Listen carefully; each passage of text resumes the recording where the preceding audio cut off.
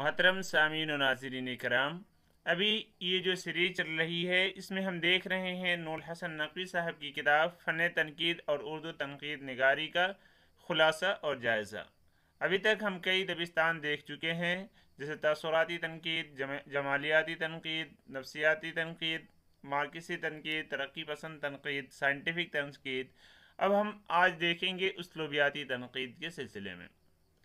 उसलूबियाती तनकीद के बारे में जैसा कि इनका उसूल है कि सबसे पहले कौल लाते हैं, तो इसमें भी ये गोपी चंद नारंग के कौल लाए हुए हैं। देखिए क्या लिख रहे हैं। उसलूबियात महज एक हरबा है, कुल तनकीद हरगिज़ नहीं। यानी उसलूबियात जो है इसको हम तनकीदी दबिस्तान कहने के बजाय ये कह सकते हैं कि इससे हम तनकीद में मदद ले सकते हैं, ये एक वसीले का काम करेगा।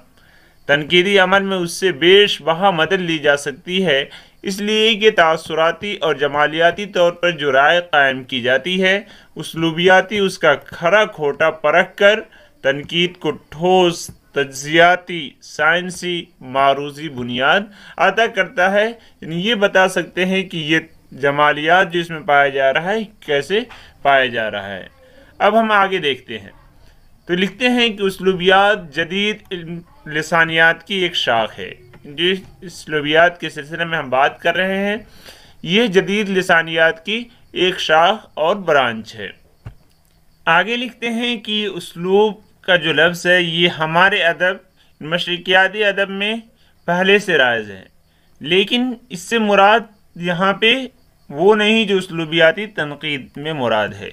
फिर क्या मुराद है उसलूब से? तो उसलूब से मुराद बात की कहने का अंदाज़, जिसे अगर हम तहरीरी शक्ल में लें तो कह सकते हैं तर्ज़ तहरीर। इसलिए कि हमें तनकीद से बहस करनी है तो वो जो लिखी हुई शक्ल में है, तो इस तरह हम मुराद ले सकते हैं तर्ज़ तहरीर। उसलूबियाती तनकीद से फिर क्या मुराद है?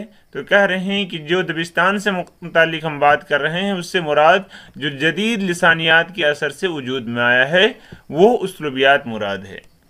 फिर इन दोनों में हम फ़र्क कैसे करेंगे? तो आइए पहले हम उसलूब को देखते हैं।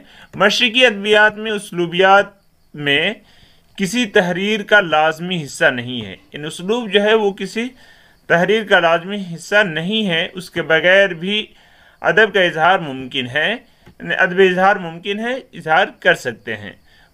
वो होता क्या है, मुसन्निफ जब अपनी बात कह चुकता है तो उसे ख्याल आता है कि अब उसमें दिलकशी पैदा करने के लिए आराइश और ज़ेबाइश भी ज़रूरी है। यानी उसमें अपना छाप छोड़ने के लिए कि उसे पढ़कर अंदाज़ा हो सके कि हाँ ये तहरीर जो है इसका लिखने वाला कौन है, उसके लिए जो हम उसमें आराइश और ज़ेबाइश करते हैं, छांट फटक करते हैं, तो उसे हम उसलूब का नाम देते हैं, यानी अपना एक तर्ज देना।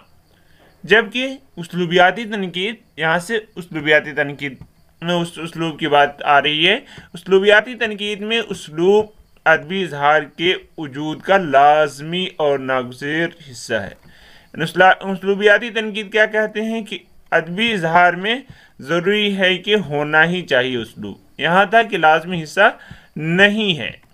उसलूबियात उस अदबी इजहार का तज़किया करके उसकी नौइयत व खुसूसियात बताती है कि वो जो अदबी इजहार जो रहा है वो उसकी नौइयत कैसी है और उसमें क्या क्या खसाइस पाए जा रहे हैं, कौन से खुसूसियात का वो हामिल है। उसलूबियात जो ये तज़किया करती है ये काम साइंटिफिक बुनियादों पर किया जाता है। ऐसा नहीं कि यूं ही हम तज़किया करते हैं, बल्कि उसकी जो बुनियाद है, बेस जो होता है वो साइंटिफिक होता है। उसकी वजह से क्या होता है, उससे काफ़ी हद तक क़तइयत उसमें पाई जाती है, दुरुस्तगी आ जाती है और मारूज़ियत उसमें पैदा हो जाता है। जब हमने देखा कि उसलूबियाती तनकीद का कहना है कि अदबी इजहार में उसलूब का होना ज़रूरी और लाजमी है, तब देखिए उसकी क्या बुनियाद है। कह रहे हैं उसलूबियात की बुनियाद इस तसव्वुर पर है कि किसी ख्याल, किसी जज्बे या किसी तजर्बे की पेशकश का कोई एक मुकर्ररा अंदाज नहीं है। उसलूब तो पाया जाना चाहिए, लेकिन ज़रूरी नहीं कि एक ही उसका तर्ज नहीं है कि इसी में पेश किया जाएगा, बल्कि उसके बयान करने की कई तरीके हो सकते हैं, उसका तर्ज उसलूब कई हो सकता है। अब मुसन्निफ जो होता है, मुसन्निफ को उनमें से कोई भी एक तरीका इख्तियार करने की आज़ादी होती है اور وہ اس کو اپناتا ہی اپناتا ہے، خواہ وہ سوچ سمجھ کر اپنائے کہ ہاں میں اس طریقے کو اپنا رہا ہوں، یا غیر شعوری طور پہ وہ اسے اپنا لیتا ہے اور اسے خود مصنف کو بھی پتہ نہیں ہوتا۔ اب جب ہم نے دیکھا ہے کہ مصنف جو ہوتا ہے وہ انتخاب کرتا ہے، وہ ایک اسلوب کو اپناتا ہے، تو یہ انتخاب جو ہوتا ہے وہ کیسے ہوتا ہے؟ تو یہ انتخاب مصنف کے ذوق پہ بھی ہے کہ وہ اپنے ذوق کے اعتبار سے وہ ایک اسلوب کو اختیار کرتا ہے، طرز کو اختیار کرتا ہے۔ دوسرا یہ کہ موضوع کا تقاضا ہوتا ہے یا صنف کے تقاضے ہوتے ہیں کہ اگر ناول لکھ رہا ہے تو اس کے اعتبار سے ہونی چاہیے، افسانہ لکھ رہا ہے تو اس میں اختصار اور وحدت تاثر ہونا چاہیے، افسانہ ڈرامہ وغیرہ لکھ رہا ہے، داستان لکھ رہا ہے تو اس کے اپنے تقاضے ہیں کہ ما فوق الفطرت عناصر پائے جانے چاہیے، مثنوی لکھ رہا ہے، غزل لکھ رہا ہے تو اس کے تقاضے ہوتے ہیں اور اسی اعتبار سے انسان اسلوب بدلتا ہے۔ تیسرا یہ کہ کس کے لیے لکھا جا رہا ہے، قاری کی صلاحیت اور پسند کا خیال کرتے ہوئے بھی اسلوب کو اپنایا جاتا ہے۔ تو یہ تین ہوتا ہے، ایک یہ کہ مصنف کے ذوق کے اوپر ہوتا ہے، دوسرے کہ موضوع کیسا ہے اور صنف کے تقاضے کیا ہیں، تیسرا جو مخاطب ہے اس تک بات جو پہنچانی ہے اس کی صلاحیت کیسی ہے، اس کا ادب کا معیار کیا ہے، وہ کن چیزوں کو سمجھتا ہے اور ان کے پسند کا خیال کرتے ہوئے مصنف لکھتا ہے۔ اسلوبیاتی تنقید کا کہنا ہے کہ تحریر میں کوئی نہ کوئی ایک اسلوب پایا جاتا ہے، اور یہ بھی ہم نے دیکھا ہے کہ مصنف کے لیے ضروری نہیں ہے کہ کوئی ایک ہی اسلوب مقرر ہے، بلکہ کئی اسلوب کے طریقے ہیں، ان میں سے کسی ایک کا انتخاب کر سکتا ہے۔ اب اسلوبیات کا کام دیکھتے ہیں کہ اسلوبیات کیا کرتی ہے۔ تو اسلوبیات کا کام یہ ہوتا ہے کہ اس کے پاس کئی امکانات تھے، ممکنہ لسانی امکانات ادبی اظہار کے لیے اس کے پاس تھے، ان میں سے کسی ایک کا انتخاب جو کیا ہے وہ کیسے کیا گیا ہے، کیوں اور کیسے کیا گیا ہے، اس کے کیا پروسیس، اس کا عمل کیا تھا، یہ بتاتا ہے اسلوبیاتی تنقید۔ اس کے علاوہ کیا ہے کہ ادبی اظہار کا ان کا جو ہے لسانی خصوصیات کیا کیا ہیں، ان کو واضح کرتا ہے کہ جو تحریر یا فنکار اس کے سامنے ہوتا ہے اس کی لسانی خصوصیات کو نمایاں کرتا ہے۔ اب وہ کیا ہو سکتا ہے، کہہ رہے اس عمل میں یعنی یہ نمایاں کرنے میں زبان کی 4 سطحوں میں سے کسی ایک یا ایک سے زیادہ یا سب کو پیش نظر رکھا جا سکتا ہے۔ 4 سطحیں ہیں جن میں سے کسی ایک کو یا ایک سے زیادہ یعنی 2 یا سب کے سب کبھی خیال رکھا جا سکتا ہے، پیش نظر رکھتے ہوئے اسلوبیات اپنا کام کر سکتی ہے۔ اب وہ 4 سطح کیا ہے؟ صوتیات، جسے فونولوجی کہتے ہیں۔ تو اگر تجزیہ جو کیا جا رہا ہے صوت یا آواز کا کیا جا رہا ہے تو صوتیاتی سطح ہو جائے گی، ایک اگر صرف کیا جائے تو یہی صوتیاتی۔ دوسرا لفظیات یا صرفیات، یعنی الفاظ بننے کے جو پروسیس ہوتا ہے، الفاظ جو انتخاب ہے اس پہ اگر کیا جا رہا ہے تو مورفولوجی۔ پھر نحویات، یعنی الفاظ کو ترتیب دینا اور ان کو ایک ترتیب میں رکھنا، ان کو آگے پیچھے کیسے رکھنا ہے، کلام جسے ہم کہتے ہیں سے بحث جب کی جائے تو وہ نحویات میں آ جائے گا۔ اور جب اس سے معنی جو اخذ کرتے ہیں، ایک لفظ سے جو معنی ہوتا ہے اس کو سیمینٹکس بولتے ہیں، تو معنی سے اگر بحث ہے تو وہ آ جائے گا معنیات میں۔ تو انہی چاروں میں سے کسی ایک کا کو پیش نظر رکھ کے اسلوبیاتی تنقید کی جاتی ہے۔ آگے لکھتے ہیں کہ اگرچہ ہم کسی ایک سطح پہ مطالعہ کریں لیکن زبان جو ہوتا ہے یہ پورا کلی تصور ہوتا ہے، تو اس میں اگرچہ ہم ایک سطح کی بات کر رہے ہیں لیکن اس میں تصور و معنی سمیت اس میں بہرحال موجود ہوتے ہیں، یعنی معنی کا جو ہوتا ہے وہ چیز موجود ہوتی ہے، کسی ایک کا بھی کرے تو معنی والا جو ہے معنیات پایا ہی جاتا ہے۔ نور حسن نقوی لکھتے ہیں کہ اسلوبیاتی تنقید کمپیوٹر کی مدد سے بھی انجام دیا جا سکتا ہے، یعنی اس میں اتنی قطعیت پائی جاتی ہے، سائنٹیفک ہوتا ہے کہ ہم کمپیوٹر کی مدد سے بھی اس کو انجام دے سکتے ہیں، یعنی اس میں بالکل بھی جانبداری نہیں پائی جاتی ہے۔ لیکن جیسا کہ کوئی بھی ایسا نہیں جس میں خامی نہ پائی جائے، تو اس کی خامی کیا ہے، کیا بیان کی جاتی ہے، کہتے ہیں کہ یہ کسی تخلیق کے لسانی خصائص واضح کر دے گی، اس کے لسانی امتیازات کی نشاندہی کر دے گی، مگر جو اس کے ادبی قدر و قیمت کا تعین نہیں کر سکتی، جو کہ ایک تنقید کا کام ہوتا ہے، تو وہ کام نہیں کر سکتی ہے۔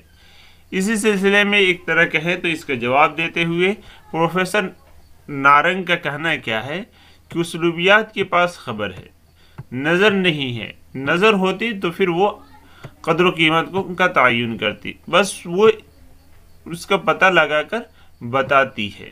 تو کہتے ہیں کہ جمالیاتی قدر شناسی اسلوبیات کا کام نہیں ہے، یہ کام ادبی تنقید کا ہے۔ پھر اسلوبیات کا کیا کام ہے؟ اسلوبیات ادبی تنقید کا بدل نہیں ہے، وہ کام ادبی تنقید ہی کرے گی کہ جمالیاتی قدر شناسی کرے۔ تو یہ جو ہے یہ ادبی تنقید کا ایک حربہ ہے، یعنی ایک وسیلے کے طور پہ یہ کام کرتی ہے۔ اسلوبیات ادبی تنقید کے ایک وسیلے کے طور پہ کیا کرتی ہے؟ امتیازی نقوش کا تعین کرنے کے بعد وہ چھوڑ دیتی ہے کہ اب آگے کے جو کام ہے وہ ادبی تنقید اور جمالیات کا کام وہاں سے شروع ہو جاتا ہے۔ وہ بتا دی کہ ہاں اس فنکار میں، اس فن پارے میں یہ امتیازی چیزیں پائی جا رہی ہیں، صرف اتنا کام کیا، اس کے بعد ادبی تنقید اور جمالیات پہ چھوڑ دیا کہ آگے یہ کام آپ لوگ خود کریں۔ تو خود پروفیسر نارنگ یہی کہنا چاہ رہے ہیں کہ اسلوبیاتی کوئی دبستان نہیں ہے، بس ایک حربہ اور ایک وسیلہ ہے۔ دوسری خامی یہ بتائی جاتی ہے کہ مختصر سی نظم یا غزل کے تجزیے میں تو مدد لی جا سکتی ہے، لیکن ضخیم ناول اور افسانہ اس کے قابو میں نہیں آ سکتا۔ یعنی جب ہم تجزیہ کریں گے، صوتیاتی کریں یا لفظیاتی، یعنی جسے صرفیات کہتے ہیں، نحویات یا معنیات کرتے ہیں، تو مختصر جو نظم ہو اس کے کر سکتے ہیں، غزل ہو اس کے کر سکتے ہیں، لیکن موٹی موٹی جو ناول ہے اس کے کیسے ہم صوتیاتی یا لفظیاتی کرتے رہیں گے؟ یہ نہیں ہو سکتا۔ دوسری کہ اس کی اصطلاحات جو ہیں اسلوبیات کے، یہ عام قاری کے لیے بہت ہی مشکل ہے۔ اب آگے جو ہے اس سلسلے میں کون کون ایسے ہیں جنہوں نے کام کیا ہے، ان کے نام درج ذیل ہیں: رومان جیکبسن، لیوس پیٹریس، مائیکل ریفارچر، اسٹیفن المان اور ریچارڈ اویمان۔ تو یہ انگریزوں کے نام ہیں جو انہوں نے اس پہ کام کیا ہے۔ اردو میں کام کرنے والوں میں صرف اور صرف یہ نام ہے پروفیسر نارنگ کے۔ تو یہ رہے جنہوں نے اس پہ کام کیا ہے۔ تو ہم نے اسلوبیاتی تنقید میں دیکھا، سب سے پہلے ہم نے دیکھا کہ اسلوب الگ چیز ہے۔ اسلوبیاتی تنقید جو یہ دبستان ہے، یہ جدید لسانیات کی ایک شاخ ہے، اور پروفیسر نارنگ بار بار اس بات کو کہہ رہے ہیں کہ یہ ایک دبستان نہیں بلکہ یہ ایک وسیلے کے کام کرتی ہے۔ ان کا ماننا یہ ہے کہ ایک اسلوب ہوتا ہے جسے مصنف اپناتا ہے، خواہ وہ شعوری طور پہ ہے یا غیر شعوری طور پہ۔ ہاں اس کے اختیار میں ہوتا ہے اس کے انتخاب کرنے کے، اس کے کئی طریقے، ان میں سے کسی ایک کا انتخاب کر سکتا ہے، اور اس کے انتخاب کرنے کی بنیاد کیا ہو سکتی ہے؟ تو 3 بتایا گیا: مصنف کے ذوق، موضوع یا کہیے صنف کے تقاضے، اور تیسرے یہ کہ قاری کی صلاحیت اور اس کی دلچسپی۔ پھر جب اس کا انتخاب ہوتا ہی ہے تو اسلوبیات کیا کرتی ہے؟ اسی کو عیاں کرتی ہے کہ کسی ایک اسلوب کا کیسے انتخاب کیا گیا ہے اور اس میں لسانی کیا کیا خصوصیات ہیں۔ ہاں یہ کسی فن پارے کی ان کے قدر و قیمت متعین نہیں کرتی ہے، صرف جو اس کے امتیازی نقوش ہیں اس کو عیاں کر کے یہ کام پھر جمالیات یا ادبی تنقید پہ چھوڑ دیتی ہے۔ تو یہ مختصر سی چیز ہم نے دیکھی۔ اس پہ 2 اعتراض تھے جس کا ازالہ کیا گیا ہے، پہلے کا، اور دوسرا یہ تھا کہ نظم اور غزل یعنی جو مختصر ہے اس میں یہ کام کر سکتے ہیں، اور یہ کام کرنے کی 4 سطحیں بیان کی گئی تھی، یا تو چاروں پہ کریں گے یا ایک پہ کر سکتے ہیں: صوتیاتی، لفظیاتی یا صرفیاتی، تیسرے نحویات، چوتھا معنیات۔ اس ویڈیو میں یہی تک، پھر ملتے ہیں اگلے ویڈیو میں۔